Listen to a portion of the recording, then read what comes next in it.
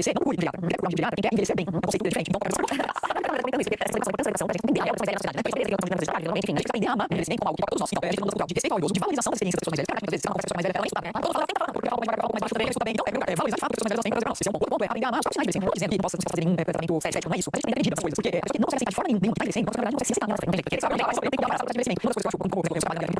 saúde, ele nos ajuda também a, de uma forma, combater fake news sobre esse porque existe na internet hoje uma indústria de venda de ilusão, tem charlatanismo muitas vezes, porque faz uma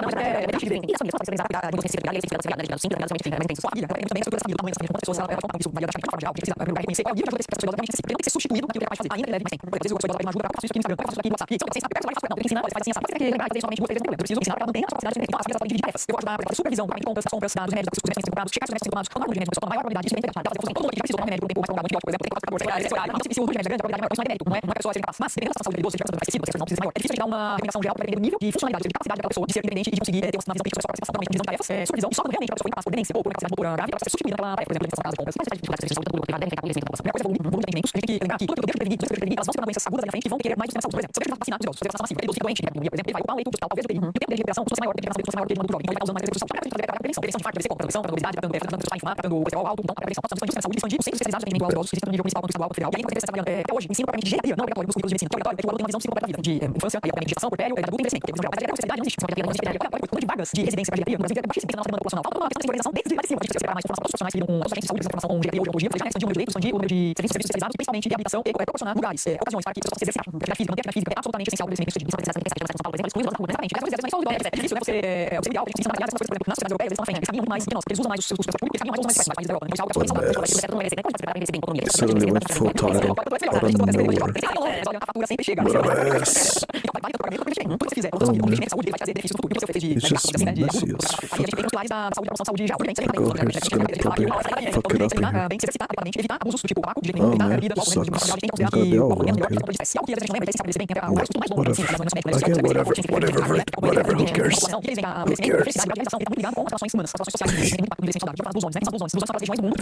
Acima da média mundial de cenários saudáveis. Condição preservada com vida preservada normal. E essas regiões classificadas pelo mundo tem comum isso. Conexão diversificada e saudável. Vida com controle de estresse, né? Uma vida relativamente simples, constante, com trabalho constante, mas ao mesmo tempo com massa, seriedade, muita convivência, não só familiar, como de amigos, com religiosidade, espiritualidade, para que é marcante, tem um sentido, ele tem por que levantar amanhã, porque senão não vai, e aí você envelhece muito mais. Essas regiões podem são saudáveis, controle de estresse, vida social, intensa, atividade física, em geral, associada com o dia a dia, com o cuidado da horta, do jardim, de que fazer as compras, cuidar dos animais, parte das ilusões são mais plurais, mas a gente tem já conhecido algumas ilusões que são iniciais, uma cidade completa, social, muitos idosos perderam funcionalidade, perderam independência, perderam autonomia, perderam capacidade, desanimaram, muitos tiveram depressão, dependendo de saúde mental, recuperação, a gente não se preocupa saber, muitas vezes não se vê, deixar claro, parentes, quando a gente quer ter na vida ou viver, caso de complicações desse, puxa vida, porque essa minha pesquisa de doutorado, nós estamos analisando dados do Hospital Sírio-Libanês, de idosos com atendimento, quantos desses idosos tiveram seus objetivos de cuidado discutidos, são interessantes, quantos desses idosos, quando eles foram internados, eles participaram suas decisões de saúde dele, e foi esse sobreviver, número baixíssimo, porque de 830 pacientes que fizeram parte desse estudo, apenas 67 tiveram discussão, chegou a 1%, desse 8,1%, somente 10% participou das próprias decisões de saúde. Isso significa que a parte dos idosos não tem tido a oportunidade de conversar sobre o que faz mais sentido no relação aos cuidados, o que faz sentido, o que não faz sentido. A parte dos idosos, de uma forma, precisam delegar isso para outras pessoas. Aí você pergunta como a gente pode se preparar no momento, antes de uma internação, a gente ter esses dados claros. Você falou da organização aqui, antes da dimensão dos fatos, que eles têm um tabu. E isso é uma frase, assim, feita na realidade. A parte das famílias não conversam sobre isso, parece que têm medo de morte, parece que é sobre envelhecimento, sobre sinais de vida, e isso é uma grande pena. Tanto as famílias quanto as próprias pessoas envelhecem. Isso, você perguntou se tinha planejamento antecipado de cuidados, essas conversas, se a gente deve começar a ter, conversa informal, fazer um almoço de domingo, por que não? De uma forma que fulano morreu. Não, ótimo momento, aconteceu fulano. E aí a gente fala, eu não gostaria que, se eu tivesse essa situação, eu gostaria de receber esse tipo de cuidado, eu gostaria, olha, Deus, eu gostaria que, outra coisa, deixar claro, para quem nós delegaríamos as decisões sobre nossas decisões quando nós não pudermos, se nós não pudermos, algum momento, tomar essa decisão, ter por consciência, observação, ou por surgimento evidencial. Isso pode ser deixado informalmente no ar, ou dizer as pessoas que gostariam de deixar registrado, isso pode ser registrado agora. Jeez, the game just started. What the fuck? The game just started. Gosh. It just started, bro. 4 minutes in. Bro, this is kind of sad.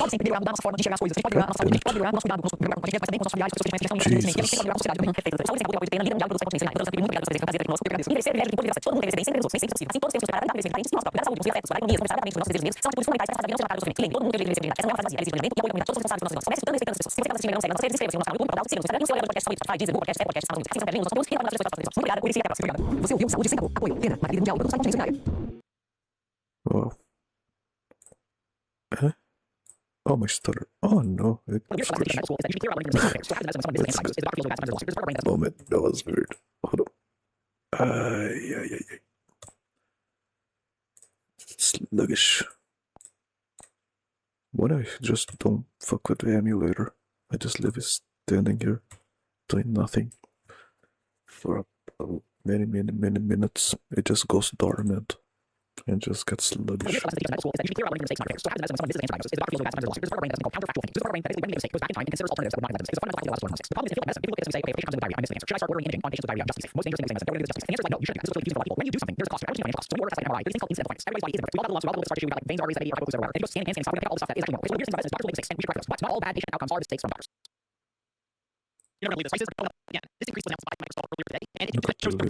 Just more knows that I love it. It's over. It's just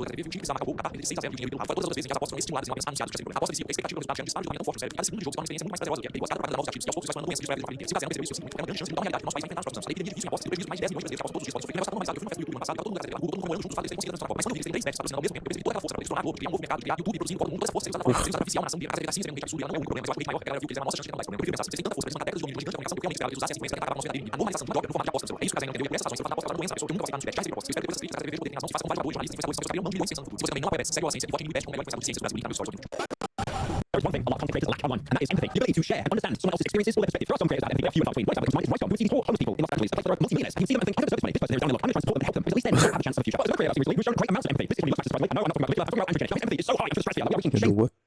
Amounts of empathy. This is going to be much surprisingly. No, I'm not talking about particular, I'm talking about Andrew Kennedy. Empathy is so high for the stratosphere. We are reaching Shane Dawson level of empathy. It's done so bad that he's now being dubbed the woke political. So anyway, the girl that comes to him and asks for a picture of his content. He's walking around the streets of Australia, Asia, through blue light, we need to streets of America. I'm going to say, I always had this theory that you find out, like, charismatic, charismatic, so I always had this theory that when you bombed America, and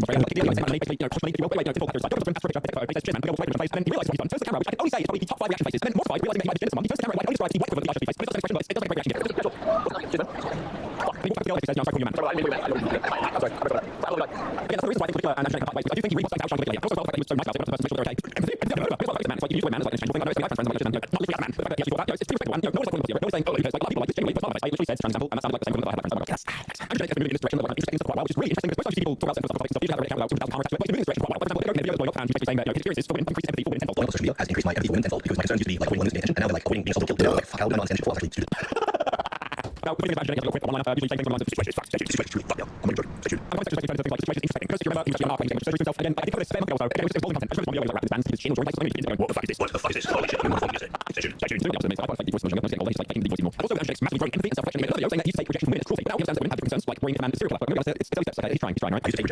Because I do things for male purposes, like seeing your outside constantly. Why would you saying that the female body mechanisms, she's when you're pregnant, you want to donate her body for your child for 9 months, where she can potentially damage and die from pregnancy, right? It's just like that, it's just like the situation is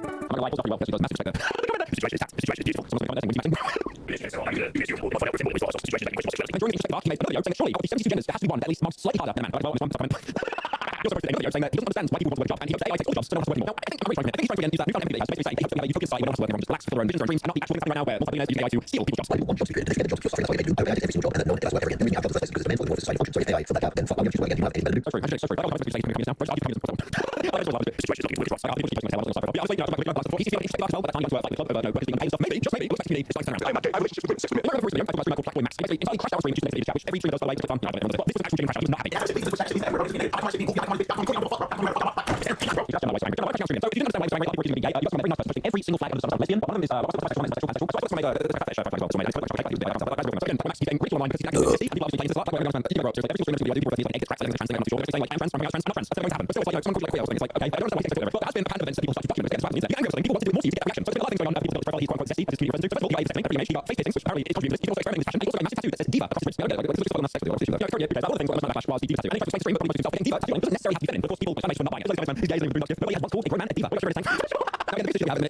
I still really can't tell whether he's crashing out angry, which is like the process of a very long dramatic fun, because I only surprised by again, people are looking forward from this point, he's still relevant. He's the best currency in the world right now for wanting attention. Again, like you do stuff, and yes, like I'm not surprised by that, but just make people think that he was gay, so I'm going to just me, just think that everyone's going through first, how everyone's attention, but no, it's all genuine, like this last year, like because Max is you know, I'll go form some smash festival, and you all wait 3 1 week, and then we started stream, this chat immediately started texting about it.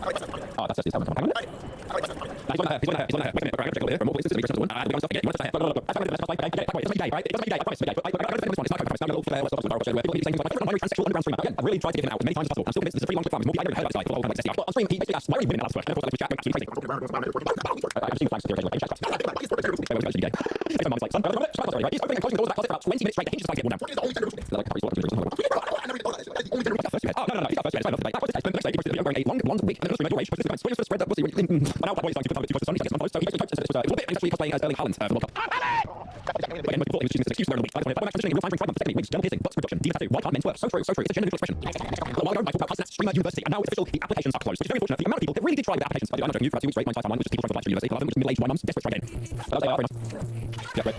Why Roblox? Well, yeah, you ain't getting shit. 17,000. I've never actually seen a worse ratio of my life. Was that Kai? It's your girl, my aka Umi, aka Unkum. And yeah, what's all this is? Means you but she has reminds me of like one of our 3 glasses struggling like yeah, that's a bit rough. I didn't tell Intel glasses placed in university. I'm going to make fun of that joke, I'm being myself. I've got 350 days left in my life. Just 29 days. Yeah, so again, back to university applications are closed. So the hordes of people queuing up, posting things into you have like thousands of people lining up in person auditions. Some people camping outside like 4 quick about how sad it is, but then you have themselves and say, oh, apparently over millions of people end up applying online. Obviously, you want to start streaming university. So it means other people, so you need to be desperate. For example, this streamer, Snowcone, who said streaming university will do more for your life than getting to harvest. Streaming university will do more for your life than getting to harvest. This is not the streamer university has more opportunity to change your life than getting to harvest. I've got streaming now, if you university. I've never seen someone blow up more. So like you. How many doctors, dentists, physicists, new science is boring. I know people clip farming. I see people from Harvard. They're not constantly posting on social media, maybe take pictures of Instagram, putting a hell of a lot of money. They don't want their life to push it all over the internet. Can you imagine that stream? Can you imagine that? A world where they say camera, you're making a good point in the sense of virality, attention to scale, intelligence going down. I haven't seen anyone blow up since it went harvest. Like up time too. Just starting to make points about like expansion, sensitive about attention equals virality equals money equals stuff. Just like I haven't seen anyone blow up from harvest. Like when Gandalf went to the profile, I haven't seen anyone from harvest. It's like like you to like border that area of stuff and marriage. Streaming university does more for you than going to school Harvard.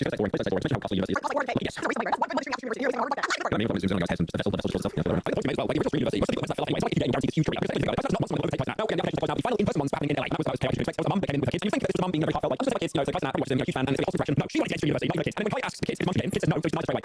Hi. It's not the fact that she wants to get in, that is boring for me. I was just like, I'll leave my kids being much university, like the parents, but she wants to get in.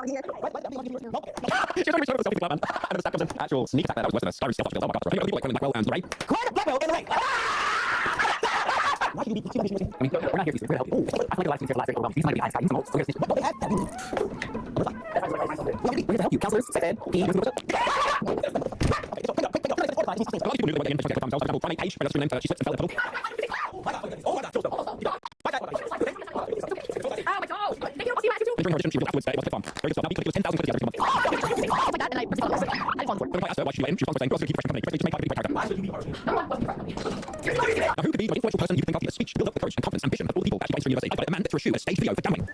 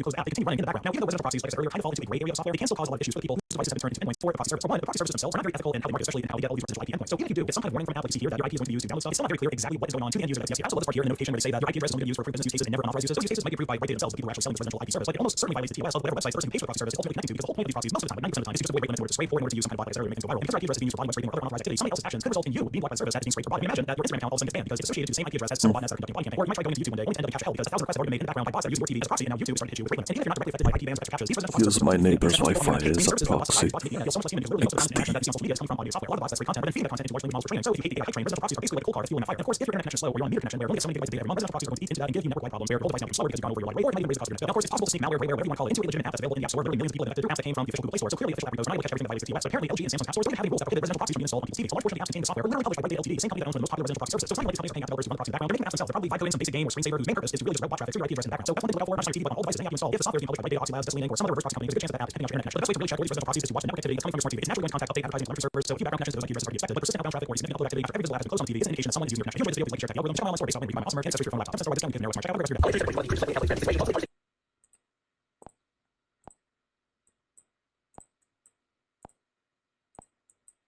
Everybody to one of the cringest left-wing accounts on Instagram. It's this Wasian constantly posting pro-CCP communist agitprop. Now, imagine if one day you open up the app and you see your Neo getting like fucked by your roommate, right? Low-key, when you see its perspective, its POV, you start pretending like you're the Neo being fucked by your roommate.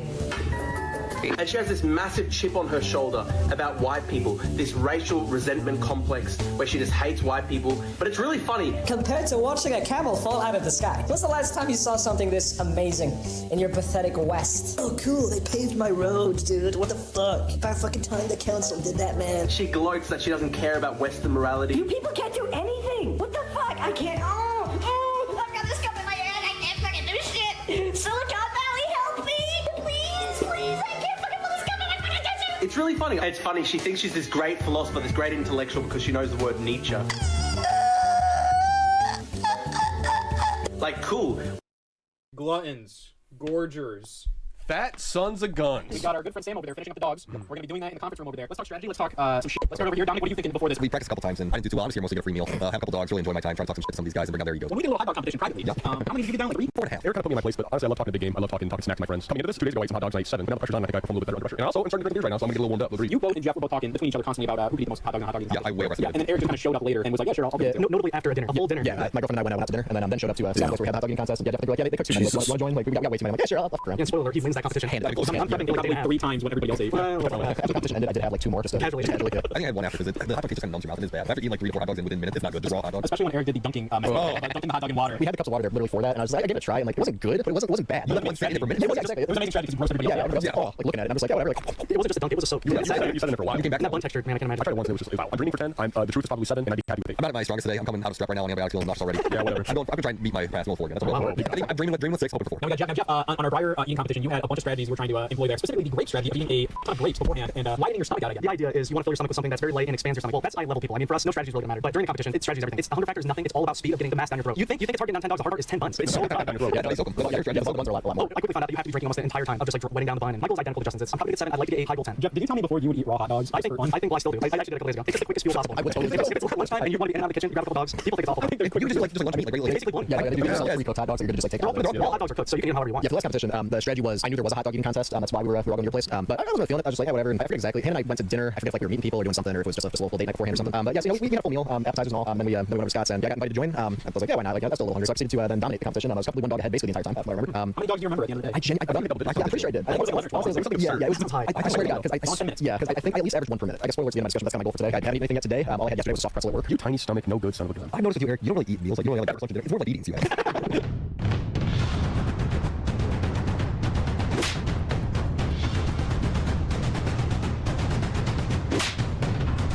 Disney what? What do we...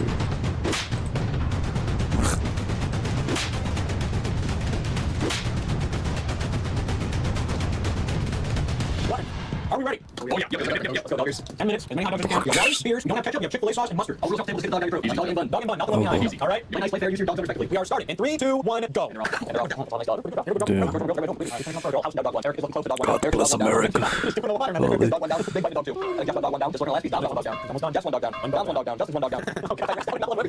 Oh my God. Disgusting. Oh my God. Justin is preparing dog number 3. Jeff just finished dog number 2. He's about to finish dog 2. We're going to get it all down. Yep, that's dog 2 down for Jeff. Isaac going to lead. And Justin's done dog 2. Not for dog 2. Down dog 2 as well. He's ripping in dog 3. He's about dog. No. Jeff rolled over behind him. Dom's down to 2. Same race. There's a 4. He's a 4 dog. He's a 4 dogs. There's a 4 dogs. Oh my God. He's on dog 5. Is that correct? Okay, never mind. Okay, I was right. He's on the lead. Jeff's working on dog 3 as well. Jeff's trying some kind of... He's got the mustard, is that correct? Chick-fil-A sauce for Dom. Oh my God. Jeff is dripping off. Eric just moaned. Oh my god. Oh no. Oh, Jeff just spilled. We are at 7 minutes and 38 seconds. Kind of left. There's 4 dogs. 4 dogs down there. Eric's on pace for 12 plus dogs at least. Oh my god. What are we at for Justin? Jeff is at 4 dogs as well. Justin's at 4 dogs. 4 dogs down. 4 dogs down. Down 3. Oh my god. The race is actually real tight. Down to 3. Down hanging around. Jeff is hanging in with Eric and Justin is not far behind. He's doing a master rubbing technique here. Oh my god. Oh, Eric's almost out. Down dog. He's gonna slow down the red dog strategy. I've seen, right? Somebody's got to do 2 dogs at once. Just smash them together. Justin does weird. Smash that shit together. Dogs and half over there. Yep. Eric's 5 dogs deep now. So yeah. Eric's got 5 on 6. He has this really weird. He's like a 5 dog ahead.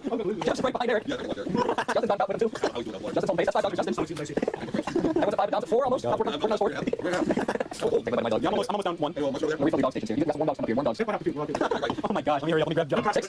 There's 6 dogs deep. That dog's going to trash. Oh my god. Oh my gosh. Still a tight race here. Eric is not pulled away with it yet. It's all coming together. Come on, Jeff, please. Just almost halfway through. That's about. Hey. Oh, you're right. I think you switch up my strategy. Oh god. You're almost 6 dogs deep. We are almost halfway through the time here. Oh, wait. I was going for what? 5 minutes, 5 seconds left, boys. You're about the halfway mark. You guys are on pace for 10 dogs. 10 dogs in 10 minutes. I think it's possible. I think Eric's about dog 7 over there. Run out of water. That's 6 for Jeff. That's 6 dogs for Jeff. Yeah, I got 7.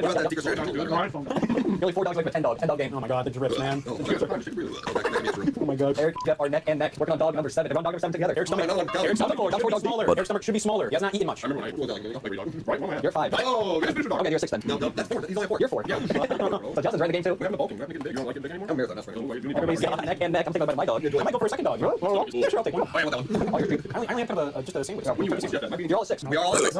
This you're only 7, but I mean, yeah. You've all done 6. Both of you've done 6. Eric's on 7. I don't know if I'm accurate. Yeah. Slow motion replay. If you get sick, you're disqualified. Everything you wait to go. I'm not getting sick. Don't get sick. Why do you feel awful? My stomach is a balloon. That's lunch. Holy shit. Quick can is fully open, Jeff. You sick dog. Eric is taking a lead here as Jeff is down the count for a second. That's his 7th dog down though. You really want Eric to win? Come on, he hasn't eaten anything today. This is lunch. Jeff is back on pace. Eric grabs the dog, gets back. And Eric's playing some dirty tricks. He's doing some dip shit.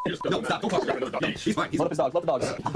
This dog's one that's in the area. Yeah, save some room for another dog. Yep, smart. Should we start preparing some other dogs? No, Run a bunch, I think. Run a bunch. That's all the bunch we got. Oh no. Once you get to the dog, there's no way we finish all this. We have 2.5 minutes. Now with that attitude. Slow down for this. Let's get into this. I want more time. 2 minutes and 18 seconds. Open trash can. Eric's almost down. His 8th dog. You're my dog here, Jeff. If the count is correct, which it may or may not be. I'm about to finish the dog. That's Eric. Come on. That's Justin's 7th dog.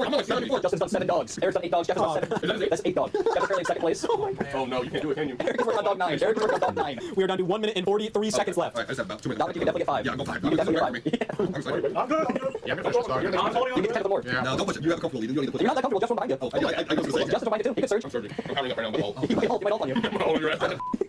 I puke out. Yeah, but you're Yeah, but that's gonna set you back like 2 dogs, you know? Yeah, dog gotta stay down. Gotta stay down. 1 minute left. 1 minute. 1 minute left. Finish your dog. They're only 7 behind or so. Holy shit, you make it done. I think you would have got my record in. That drip on Eric's thing. I don't even think it's helping him out that much. Oh, yeah. I see no difference. It's like he's eating a hot dog at a pool. Jeff is down dog number 8. Oh my god. Justin's about to down dog number 8. 27 seconds. Eric is about to dog. Eric is down dog number 9. Pulling by 1 dog. Dominic is 1 dog away from getting 5. It's a mustard mess on Justin's dog. Dominic's got 5 dogs. 7, 6, 5, 4, 3, 2, 1. Wow. What a contest. What a contest. I believe 9, yeah. We can double check it, but we can double check it with the film. That was a pretty close. That was pretty close. I feel way worse than last time. I was getting older, Eric. I don't know. You look like an athlete.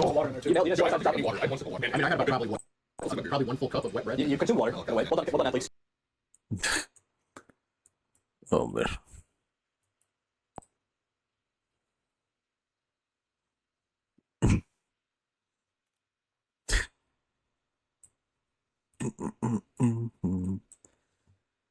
Oh, well, funny. For not very funny news. God damn it, just show the fucking thing. Hey. God damn it. Holy shit, that's great. Holy shit. Alright. If it is a respectable defeat, like, okay, fair enough.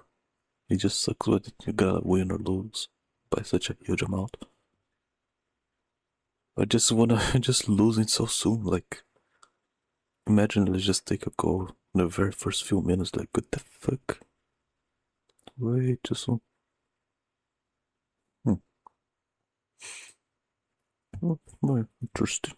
It's more interesting to see the scores than the actual games. How funny. How funny. Oh.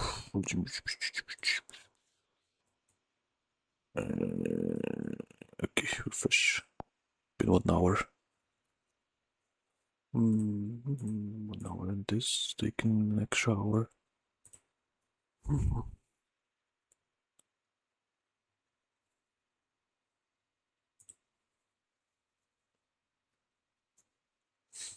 Fishy as well.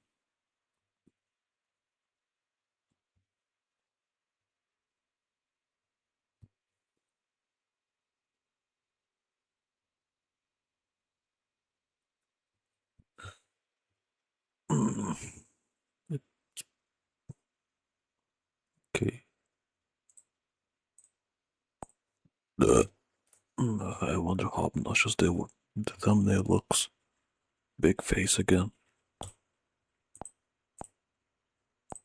We finally know the price of Grand Theft Auto. We know it's either free because you got away with it, or it's jail time. Hold up, wait, we're talking about Grand Theft Auto the video game? My bad. I'm Elijah Horner, this is GameLink, and Rockstar Games has confirmed that GTA 6 will cost $80 for the standard edition and $100 for the Ultimate Edition on PS5 and the Xbox Series consoles. But we still don't have any details on the PC release. While some analysts originally predicted an even higher price for GTA 6, recently only Nintendo has successfully sold the game for $80. Xbox even had to quickly reverse on that course when it tried charging that much for Outer Worlds 2. GTA 6's price has some people wondering if the floodgates are about to open though for $80 video games, but the early consensus seems to be that games need to earn that price point. However, I'm not sure if GTA 6's $80 version is justified when the $100 Ultimate Edition unlocks exclusive missions, story content, and 5 shops. That's pretty unusual for a single-player release, and Rockstar has confirmed that GTA 6 is a single-player experience at launch, which now has fans questioning the future of GTA Online. Anyway, GTA 6 pre-orders are live now, and like how Mom automatically cooks for me whenever I visit home, I don't think you need to do it, but I assume you're going to. This $80 meatloaf is good, but the $100 version comes with more meat in my loaf. Wait, in the loaf. In even more GTA 6 news, the game's so-called physical edition won't actually come with a disc at launch. It's just a code in a box, which has a lot of collectors feeling like the writing's on the wall for physical media. Not everyone is giving up on discs though, with Insomniac recently reassuring fans that Marvel's Wolverine physical editions will include a disc. That's cool, because I make the Wolverine claw sound every single time I put a disc in the console, you know, shink! The whole situation has even led some retailers to taking a stand with stores like Loot Box Games and Video Games Plus saying they won't carry GTA 6 unless Rockstar releases a proper disc version. I know this isn't on the script, but what a weird hill to die on. Sorry. Oh no, I'm not Beginning business. If you're an Xbox owner who still loves filling a shelf with game cases, whether they're empty or not, there's even more bad news. Sony and Rockstar say GTA 6 runs best on PS5, making PlayStation the preferred place to play GTA 6 and collect its empty case. Man, have you been to Toby's? Dude, he's got the sickest empty game case collection. Look how rad it is on the shelf. It's so sick. Actually, speaking of Xbox, the disappointment continues as Microsoft has announced another round of global Xbox console price hikes, with the 512GB versions going up by $100 and the 1TB models going up by $150 starting on August 1st. The company says soaring storage and memory costs are to blame, claiming prices for those components have increased by more than 250% and could even double again by next year. Microsoft also disclosed that they are sunsetting the 2TB version of their console. So if you want that neat Xbox Series X Galaxy Black Edition, I guess now is the time for action. Though any Xbox feels like a pretty tough recommendation these days. Between the $80 games and gaming hardware somehow getting more expensive 6 years into a console generation, the old strategy of waiting for things to get cheaper just isn't quite hitting like it used to. Back in my day, consoles got cheaper and they got smaller. I just don't even know what the hell's going on anymore. But you know what I do know? We tried to measure these quick bits with the power level scouter, but it just screamed that it was over 9,000 and then it exploded. So 5. We're gonna be doing 5 quick bits. Owlcat Games rolled out its own launcher for Warhammer 40k, Rogue Trader, pitched as a one-stop hub for news and updates. Players revolted instantly. The announcement pulled 1,900 comments and 0 likes, especially once they found the optional launcher ran in the background even when switched off. So Owlcat killed it in under 24 hours, giving it the life expectancy of an Astra Militarum infantryman. A new study from the Entertainment Software Association finds that the average American gamer is now a 37-year-old white man, probably named John or Michael, with 67% of Americans gaming weekly. The last thing is, a different ESA report last year clocked them at a 41-year-old. So the average gamer is aging backwards, and in a few reports from now, they'll probably be in diapers. GTA's so expensive! Fan developer CryZenX just scrapped his decade-long Unreal Engine remake of The Legend of Zelda: Ocarina of Time because Nintendo finally announced an official one for the Nintendo Switch 2. Nintendo didn't even have to send a lawyer. He pulled this plug himself to dodge the company's infamous legal team. Then, to stay safely out of Nintendo's crosshairs, he put up a poll for his next remake, and fans are voting him right back into Hyrule Field with a remake of Twilight Princess. No, on June 30th, Netflix is launching Unhinged, a horror game where you play as a woman trapped in her apartment during a hurricane using your phone as a flashlight and a lifeline. It stars Zoe Kravitz, Sadie Sink, and Troy Baker, who is legally required to appear in every video game. Your real phone becomes the controller, so it actually rings and buzzes as you play. Netflix finally weaponized the concept of the Wii U gamepad in a way that Nintendo never could. And Sony has confirmed significant layoffs at Bungie, hitting most of the Destiny team and some Marathon staff, as it admits Destiny 2 fell short of expectations. A grim end for the team behind its final updates. This happened to be just as former devs revealed they spent years secretly pitching a Destiny dating sim, a real Dream Daddy style prototype repitched yearly. What am I reading? Sorry, a real Dream Daddy style prototype repitched yearly with profit projections, only to be hit with a hard no. Nobody wants romance or silliness. I think it's their loss. A dating sim was Bungie's one shot at an ending where everybody lives. Doki Doki route notwithstanding. Just like you will avoid getting trapped in the void if you come back next Thursday for more gaming news. And don't worry, this isn't even my final form. I've got 2 more transformations, a tragic backstory, and a 40-episode tournament arc left in me, at least. Oh, it's not gonna. Because it's just so. It's bugging out. It's just so. It's just so. I can watch it later on my own. I don't know. I just don't want to wait. Whatever.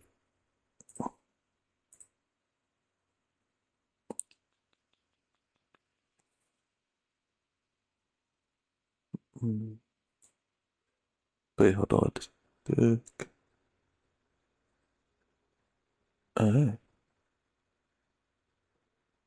Oh my fucking gosh. Okay, this may be funny.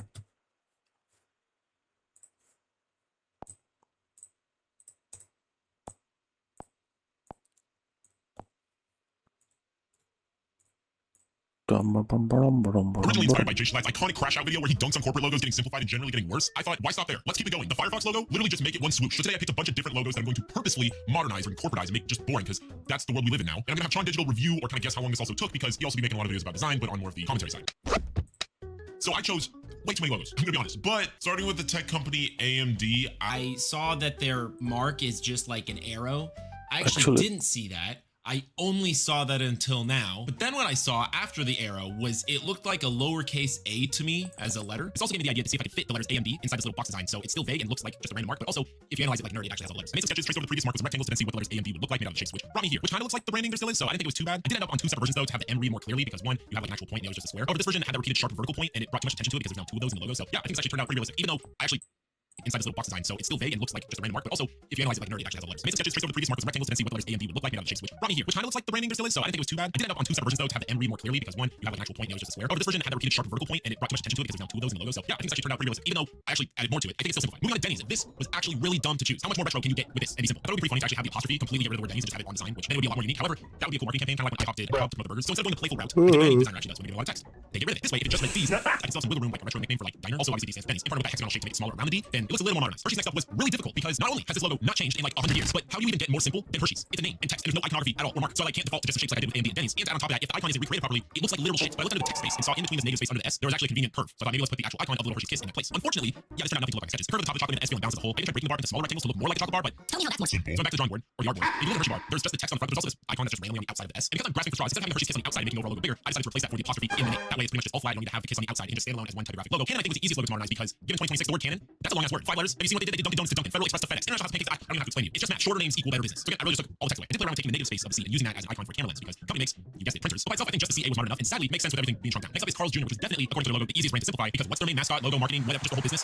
This is and removing the text actually solves the issue of this restaurant having 2 different names based on your location for some reason. They don't have to spend all this money and marketing materials on 2 separate brand names for the same business because now it's just one stupid store. Which also plays into the fact that the people who bought the whole restaurant did not want to rebrand both names to one name because they wanted to save money. Samsung's probably my favorite idea when originally coming up with this video concept because again, it makes the most sense with really long name businesses. But taking Samsung's logo only made sense to leave an S. I actually looked up to see what the official Samsung font was to download, so it was 100% accurate with what I was going to start with, which that wasn't right. So I just traced the original, scaled the swirl, and absolute design cinema right there. Now Macy's. I'm gonna keep this logo short realistically because you can't get any more simple than this. Really, it's already a dumb short name. The red star is not iconic enough to just copyright that. Like I'm pretty sure you can do that. So I have some other fun ideas, but some of them start just being the apostrophe in the corner, so there's minimal element included. I know this would actually make it harder for printing everything because you now have one color element that's in the corner, super small. So I guess if you really wanted to modernize, it would just be the words. But it still reads well, so I kept it. Anyway, right? Colorful, short, 4 letters in the word. I thought I could be a bit more playful figuring out how to allocate each color to a letter. But turns out that's literally what the old logo is. So what do you do when you have great branding, great marketing? It's all as simple and compact as it could possibly be. Just like SoundCloud, you just put it back to black, you get rid of every single thing that made it unique. Subway. This logo, I truly believe, is the definition of a modernization of a logo. What was once a bold, fast-feeling, italicized mark, suddenly indicating that your food will be made fresh and fast for you, has turned this, which like its current food menu, obviously bad. The italics are gone, so it feels slower and more bland. Even though you get 2 of these shitty-ass arrows coming out of the bottom left and the top right, implying speed, but that's like adding wheels to a refrigerator. It's not going any fast. Colors also being reversed compared to what they were. It makes it feel more like a gas station, so just not helping their case. First off, I took the 2 arrows from the ends of the letters S and Y and then put that just on the letter S. Also, bring that forward-leaning italics the fuck back, because why would you remove that? It's the new 2026 shitty AI aesthetic that everyone seems to be doing right now. A lot of companies are playing around with gradients, so I wanted to see if that would work. Oh my god, no, that is overdone. Only problem now is that it still looks like a gas station. So,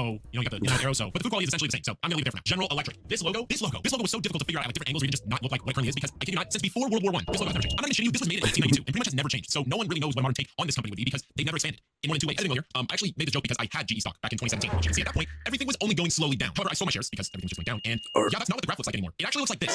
So the joke doesn't apply to analyze my money. So I started to go with a forward-leaning, energy-focused type of sans serif, but nothing felt similar to the prior logo. Now this is where I have a confession to make. As I was looking at GE, the logo, and I found some inspiration of other brand logos, I found this. And goddamn it, this is good. This was a reimagined idea that I don't even know if this was a specific designer. It was literally just, it was like under the word GE logo. You still have the traditional stamp feel with the logo being in a circle as it always has been. But you also have the G and the E being, for the first time, perfectly legible and easy to read. Because I don't think I can still read that. Where's the G? Is the G lowercase? Why is the E capitals and it's like a 3? I don't get it. Overall, there's a lot less going on. The only downside is it kind of does look like the DC logo. So from there, I did try to make some minute small changes to make it slightly different. So I didn't fully Picasso the situation. I did do some work originally, fully. Like I had one idea which is completely based off the only downside is it kind of does look like the DC logo. So from there, I did try to make some minute small changes to make it slightly different. So I didn't fully Picasso the situation. I did do some work originally, fully. Like I had one idea which is completely based off the awful redesign of the Gap logo. I can't believe this is even sadly believable to me. The other was an E inside of the G. I think it was a cool concept and turned out technically well, but it conceptually I think it was a little too advanced. You know, because all the logo adaptation they've had through time really shows their ingenuity. Second to last logo is Cheetos. Now Cheetos is a pretty fun logo redesign because I already knew the color palette that was not changing. That was the most iconic bag. You could probably get rid of the text and just look at the bag. It's really simplified logo. It really just came down to getting rid of all the fun and all the unique branding of the flames in the actual text of the word Cheetos. I simply really fonts and wrote down some to start with, and after running down to a few, all I did was add iconic yellow, orange, and black colors, and I had a pretty solid structure. Even though the Cheetos logo is more complex with flames, I do still like the arch of the shape. That's how it shows on the bag. So I get that warp effect with the new logo as well. I don't know. It just feels very energetic still, and if it was fully just regular imagination style, that is too far. That would not work. Finally, we had Nvidia, which took the longest amount of time because what the fuck? Who came up with this random ass mark for an eyeball? Why is it like hand drawn but it lives in a tech industry space? And when is it gonna actually look like a goddamn eyeball? Similar to the GE logo, I found some incredible redesigns of this, which actually pissed me off because this looks so good. If it really says, I wouldn't really question it. Also, as shown from the clearly diverse history of logo experimentation, Nvidia likes to do this random negative space thing, which feels very 90s, and with that green tint feels very dated. But also, this is confusing as fuck for me because I genuinely don't know what am I looking at. This negative space and designs. How did they even design what? This is actually why it took me so long to do this goddamn thing. This was the original logo I thought I was gonna finish on. This, got me changing the logo. I did start with this vibrant green gradient so it kind of follow the new modern 2026 style. Also, side note, if you want to see how design fluctuates super easily, just play one video game. Just one game for 2 years or more. First time I played FIFA 11, this was the menu screen. Boom, lots of text, no shapes, easy to read. Now FIFA 12 menu, boom, all the text is confined to shapes on a scroll wheel, less text, lots of shapes. Now FIFA 13 menu, boom, more less text, more rectangles, scroll wheel, only this time around corners, more friendly beginner approach. Now, FIFA 14, boom, everything's back to rectangles, more text, more info, easier to navigate. Essentially, every 2 years, you can pretty much guarantee that design will always go from really sharp edges and harsh geometric shapes to rounded corners, curved, more friendly approach. It does that all the time. Like, literally go to any video game with updates. It just sucks because games aren't on discs now, so you get gaslit into not remembering what design looked like. So I made a logo green, but the main idea I wanted to change was this stupid negative space because that's confusing and too complicated, and also the icon to look more like an eyeball, because apparently that's India's whole thing. It means India, Latin, or whatever. So after multiple days of sketches and going nowhere, what did I do? I flipped it upside down. This was actually pretty cool because once I did this, I kind of just kept running with the idea. After flipping it, I removed the negative space so the green lines were all connected. It solidified the people with the eyeball, and now someone can clearly tell this is something not just random lines. After I had a very solid new version, I thought it'd be cool to take this idea and make all the lines and marks more rectangular. So again, it can fit in that tech calculated style niche of computers. This process took way longer than it should have, and it didn't really go anywhere that I liked because even though I started with 2 actual shapes, partially I didn't match the shape, so I restarted the whole thing, classic design move, and used the same art shape for the green background. Later on with this more, and now I don't know which version I like more. The first one looks the most like it came from the video because the markings are more clearly, closely recognizable with the original eye. The new one does feel more 2026. My website has a random shitty ass AI aesthetic. Now we have all the logos. We can meet up with Sean and see if he can actually guess which logos are which and how long they took. Do you go by Sean? Or is Sean digital? I go by either. I usually go by Tron. The digital is just there for copyright reasons. Sean's gonna go through them with his experience of design commentary. First logo. Oh, this is AMD, right? Yeah. How much time do you think you're going black for a second? I think, well, that was. Oh, God damn it. Goddamn, second logo. Denny's. Yeah. So, no. This took 10 minutes. This has got to be like a quick one. It's funny, I actually don't remember. I wrote these down a minute ago. Somehow it took longer than the first logo. Okay, there's a little scuff because, well, yeah. I'm going to guess. This logo is the Hershey's logo, and that's the Hershey's apostrophe. Yeah, look at it. Hey, he knows. Oh, that's good. How long do we think this took? You already told me you practiced something else, so let's say 25 minutes. Oh, what? Okay, that makes sense. But the others are so fast. I guess this one's the most complicated. Okay, whatever. That's canon. How long do we think? Shortening 3 letters. This took 5 minutes. Let's see. Oh my god, I'm so bad at this. How is that like the third longest one? We'll say their original font even. It's kind of ugly. That's like just the C is throwing me off, but I see what it is. Like the lens thing, right? That's what you're saying it is. Yeah, this one depends on where in America you are. So Charles Jr. Hardy, Charles Jr. for us, baby. That took some time. Oh, I see. Oh, that looks good on there. Let's go 15 minutes. Okay. Not too bad. Next up. Samsung. Solid. Did it. But how long do we think this took? Okay, you have to recreate that oval thing. I'm gonna guess 25. No, 22, 22. Damn. Oh, so close. That was good. This is Macy's. Okay. Yeah. Little change. Oh, that's not how the logo is already. Their version is kind of redundant. It's like 5 minutes. You just move the star over. You recolor the star. 9 minutes. Oh, nice. Okay, this one I couldn't really black out the whole thing like Hershey bar because I can't tell what this is. I don't know. Is it Nintendo? Whatnot. It's eBay. I'm curious to see what you did with this one. Oh, okay. We just made it black. I think you can get this one. This one's gonna be 5 minutes. It's gonna be 2 minutes. Yeah. What are you doing? You just forgot where your mouse was? In my mind, I'm thinking I've been in your shoes before, so I know that when you see a really simple logo, it only got there after nothing else worked. Next up. Subway. I'm 35. Get to shear the whole logo. That's true. Wow, close. Oh, I kind of like the rebrand, but you're right. The italics does give that like like we're so fast. Yeah. Okay, next one. Oh, Electric. Is that what they're? General Electric. There we go. Yeah. I didn't know that this was a lowercase g and like a capital E. Yeah. I didn't realize that until this very moment. Oh my gosh. Yeah. How long did this freaking take? Well, you said you found it online, correct? Okay. But you still have to scroll through a bunch of results. I'm gonna go 45. I'm Sean. Damn. Oh my god. Okay. This one is a little weird. Don't worry. You're asking the right person. That's the Cheetos logo. Yeah. So it basically took all the fun and iconography out of this logo. Let's see. This one probably took like 18 minutes. That's so specific. I'm gonna guess 18 minutes. Oh, I actually it's gonna be longer, but I kept getting from. Oh, actually, yeah, no. I think it's the last one. That is the Nvidia logo. I would know because I'm like playing that. I like that. The gradient looks really good. I never really thought about what that logo was. I always thought of like the early 2000s. Everything was like Aztec talisman type thing. I don't even know if that makes sense. Like Crash Bandicoot. Everything was like in a jungle. That's what I always thought that was. I guess an hour 20 because you have to do the gradient. Did you change the type? Oh, pretty sweet. Guess an hour because you have to recreate that logo. Hour 15. Hour 15. Final guess.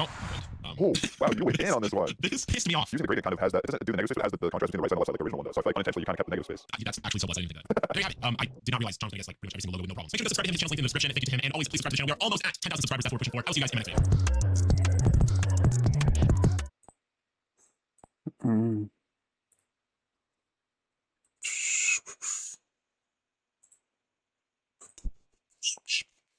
Spoiler, you're retarded. Oh. Maybe see stuff I'm missing.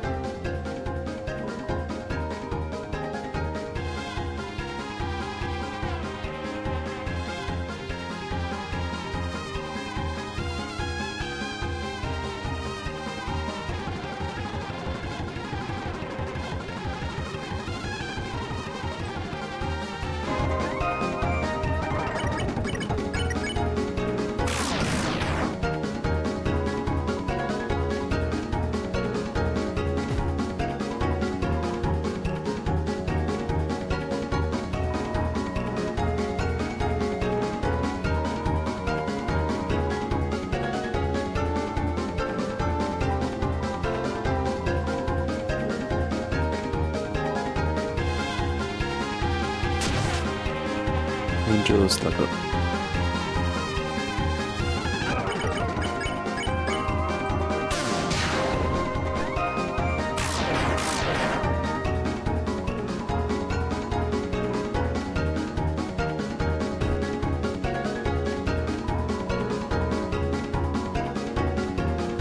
Yes.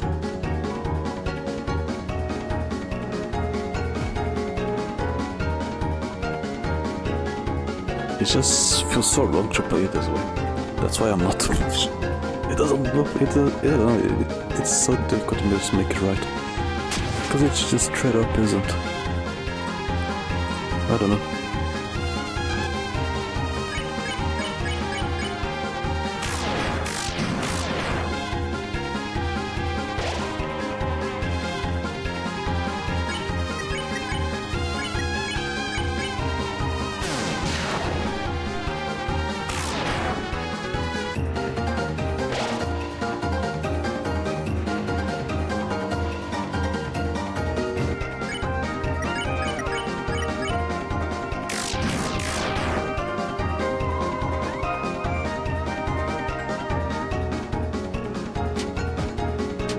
so hard to dodge this one. I don't get. It's because I'm paying attention. I always pay attention too many things that I probably shouldn't. I don't know. It's hard to dodge all that.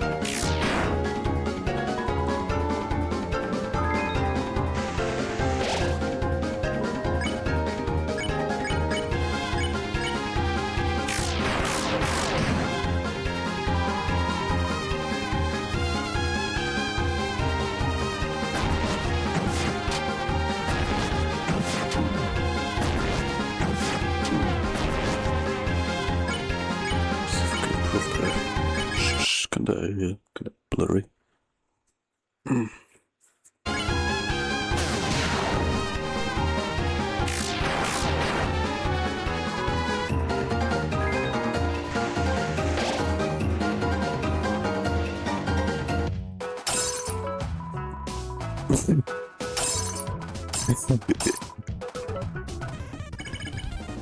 Oh yeah, the obnoxious balls are just ignored entirely. I don't give a fuck about it. They're still obnoxious to look at.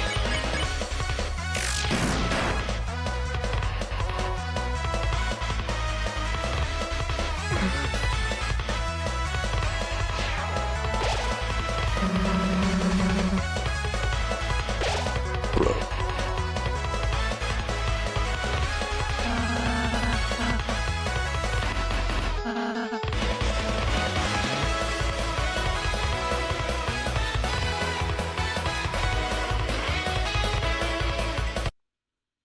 Come on. Yup, how it is, I guess. Save me some big time.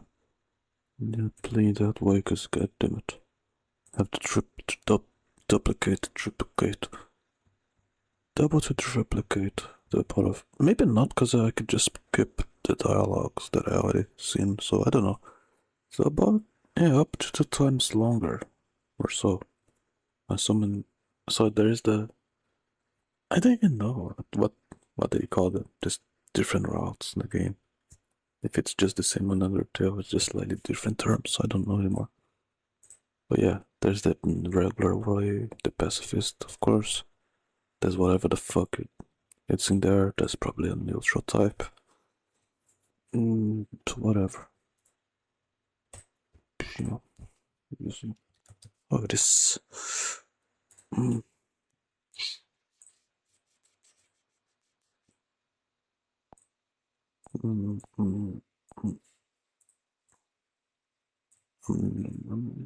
Well, there it is. Looks like those rumors about layoffs hitting Bungie were accurate.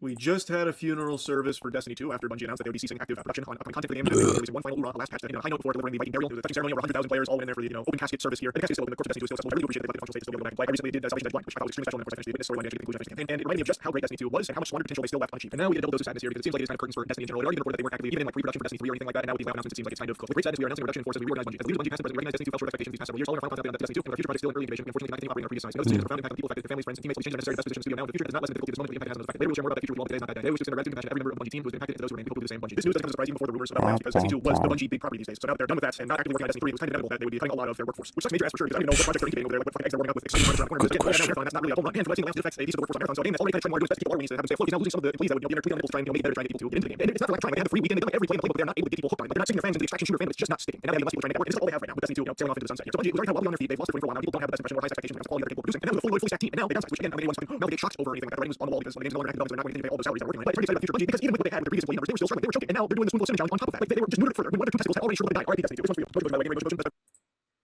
So now the only nut in the sack left is Guardians are seemingly abandoned with nothing on the horizon for that. You can't fucking mind. They always spend time. This obvious path, but they've already set up Destiny 2 post who have a lot more content like they explore. There's still a lot of bones and a huge appetite for this. Yet they never thought to start working on Destiny 3 or anything. It blows my mind. Only 2 months on that. So now all they have is Marathon. And Marathon is exactly something for constantly playing this for and getting excited by. So genuinely, what's next for Bungie? What is there to be excited about or optimistic for? Now they have even less employees there that would be working on Smash Hit like Slam Dunk. I'm very curious. Surely they have to have something in the pipeline. Right? There's no way they would just pull up on Destiny 2 and rely solely on Marathon. It's not performing well enough for them to keep the company afloat. There must be something. But I can't even imagine what it would be. It's just so odd how Bungie has ended up in the state that it is. This was a juggernaut. Bungie was like an iconic developer everyone knew, and everyone when you saw Bungie's name knew they were in for a high quality experience. With Halo, with Destiny, now look what's happened. This mismanagement is just sitting. It just really feels like they have terrible leaders over there that just run shit to the ground. Nobody Permanent Pulse, who had this internal memo that has been distributed here that we have access to. Permanent Pulse, you might recognize the name. He is the CEO of Sony Interactive Entertainment. And Permanent Pulse is the one who was a big believer in Concord. Everything I can tell Permanent, Concord is not a fan. He really believes the vision of a Concord future, Concord era, really. And look at that now. This guy is completely out of touch. He is your standard quintessential corporate ghoul who only chases these crazy white whales live service games. Like that feels like where he wants to put all the eggs in the basket. And it's just not working. Like Marathon player numbers are not where they need to be to justify the amount of money they poured into it. And certainly not enough to keep Bungie afloat for years to come as they work on another play. Unless they're secretly super deep. Pause. production on something that's not really for out. This is the only game they'll have to sustain this entire business for the foreseeable future. It could be no time for the next game. And it's just, that's not They tried every freaking book to get marathon to hit, to have it be like an extraction shooter, stable, but it's just not working. It's still being rejected by big extraction shooter enthusiasts. They decided season 2, they're free, doing everything they can, paying for market. They had a big push about like what's coming up marathon, like the most recent Starting Fest. So they're doing everything with funds to get people to try. And even when people try, it makes a really not optimistic picture for the future of Bungie. Is all I'm saying. So even when they had a full workforce, they were still struggling so much. And now significantly less, and they only have one title that isn't doing amazing. I really don't know what their announcements are going to be going forward that they kind of hint at here, like they pumped about. I just don't have a lot of faith in it. And again, it's probably quite a ways out unless it's like a fucking phone game or something. They're bringing back a Funko Pop mobile experience or some shit. I have no idea. What I do know is that Hurdle sucks. This guy just fucking sucks. He has the cheese touch, man. Like it's just so misguided. And that's like the leadership is just abominable here. And that is like where most of the things should go to. This mismanagement that's led to so many of these blunders. So I just wanted to add about the current state of Bungie after the announcement of these layoffs. That's really about it.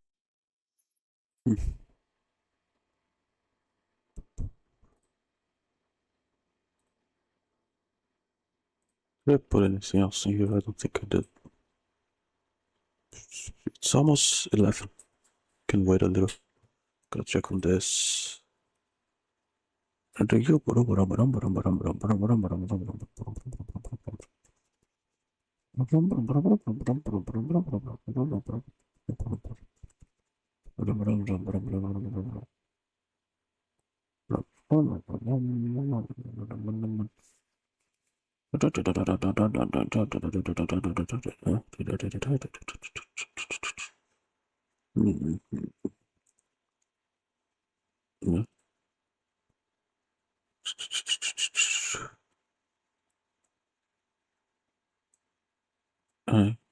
What do you mean by that? In what context? Give me the context. The farming stuff, but how exactly?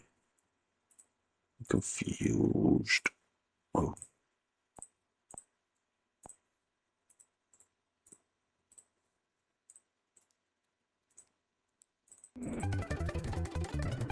Oh.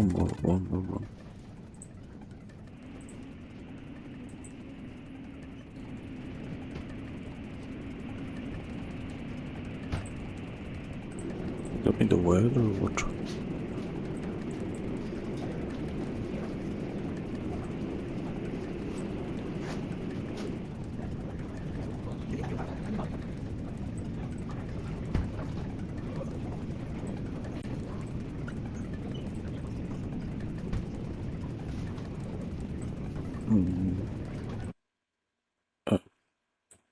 Okay. I took forever to start, whatever.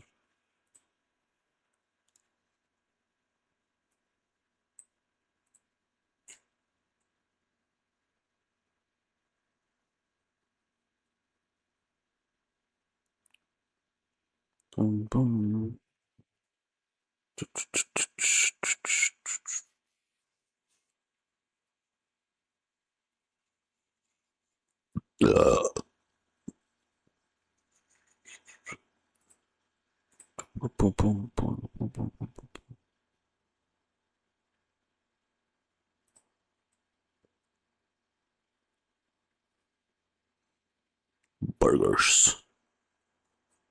Burgers. For burgers. Allow each. What is the most burger in the world? Find the perfect burger. You search for the perfect burger. The perfect bacon cheeseburger. I found out this from Facebook. I love burger, so I had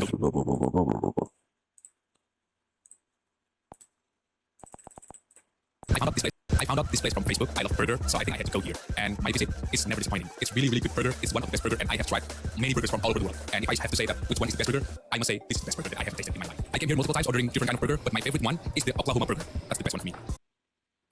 There was nothing here. It didn't explain why. It felt like more like an advertisement than anything else. So.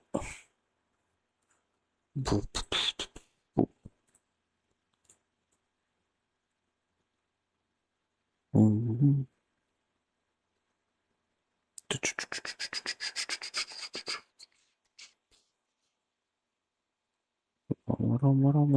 me see how's it going. Jesus. Holy fuck, no way. Okay. They still have a chance though. Yeah. Man. That's crazy. Still have time, yeah, okay. Crazy they were. Huh. Alright.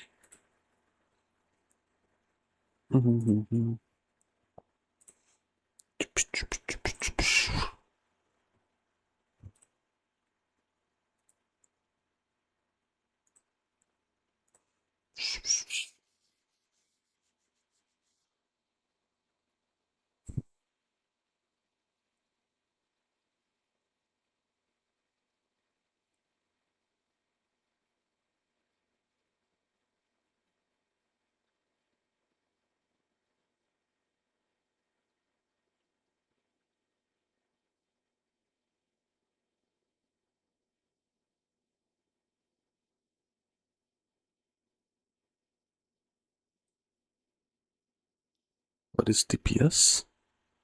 What is DPS?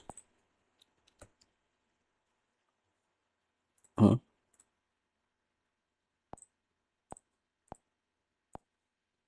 We have a pretty large Haitian community here in Boston, many of whom came fleeing poverty and violence and horrible earthquakes and all that stuff and flooding, etc.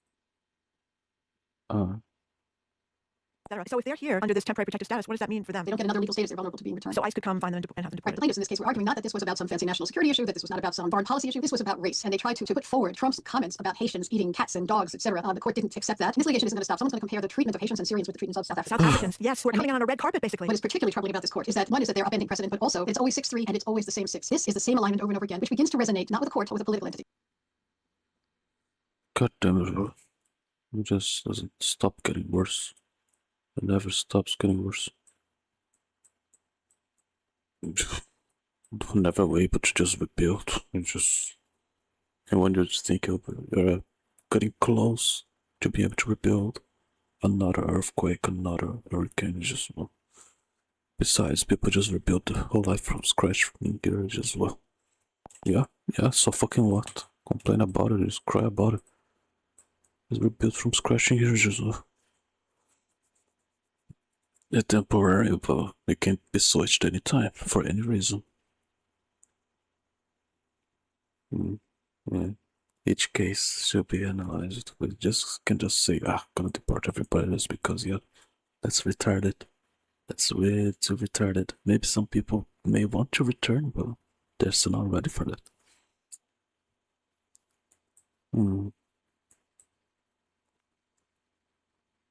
Jesus Christ, I'm not reading that. Holy fuck. It looks vile. So people just too...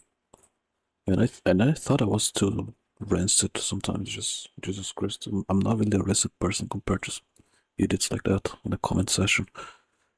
Ugh.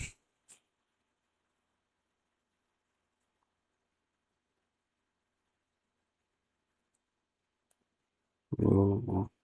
Yeah. This.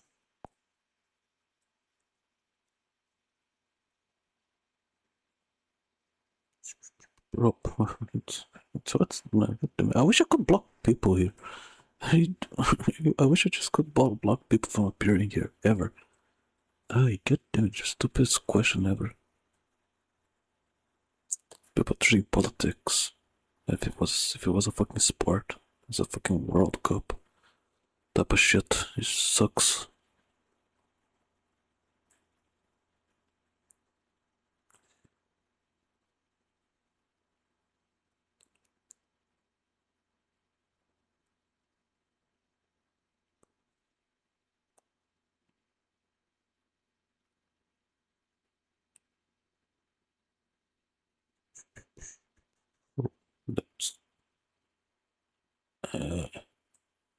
I don't know. I'm gonna refuse looking at food.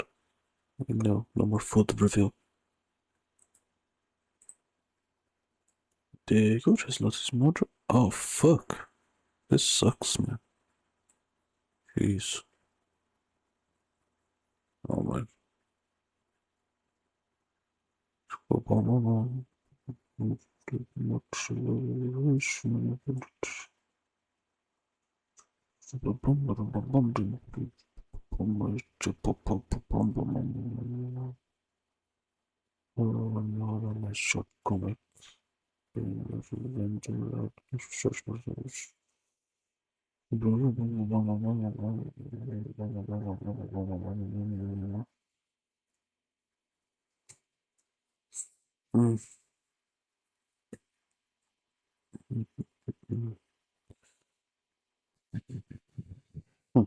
Okay.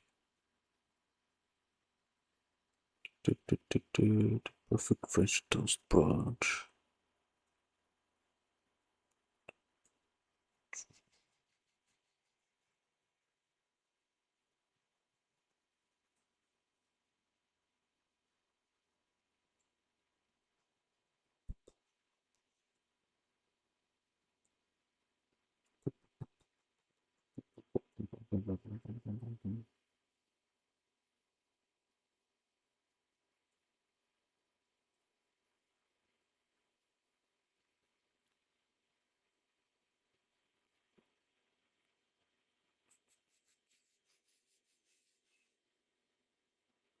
It's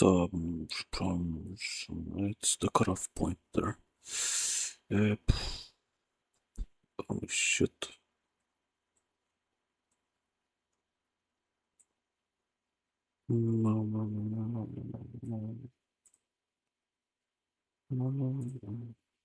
Last refresh. Last for all. 11:10, so yep. If there's nothing more, that's off.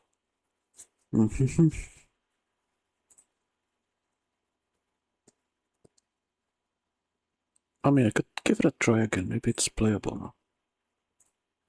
Maybe.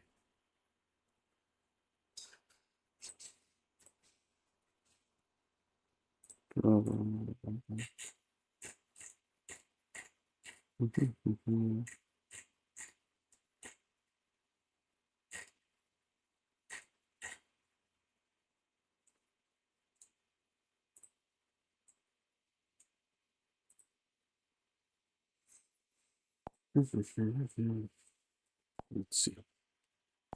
Yep. Could be, but also because of whatever. I'll just either up this on my own later. Probably later. Yeah. How many links? I gotta check with 18.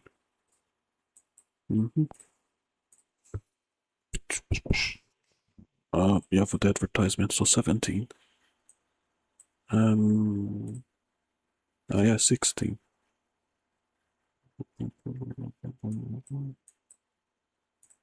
Still have the music in my mind. It's so catchy.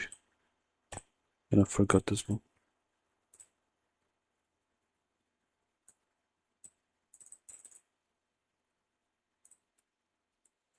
Nope. Not yet. Modernizing silly. Where is it? Oh, okay, modernize. Rockstar. Beast. So back to 18. Silly cheers your name. Nope. Streamer. Your streamer. Xbox, the most invelisser dumbest of the world. Precisamos AI adult rule again. Yep. Yeah, that's all.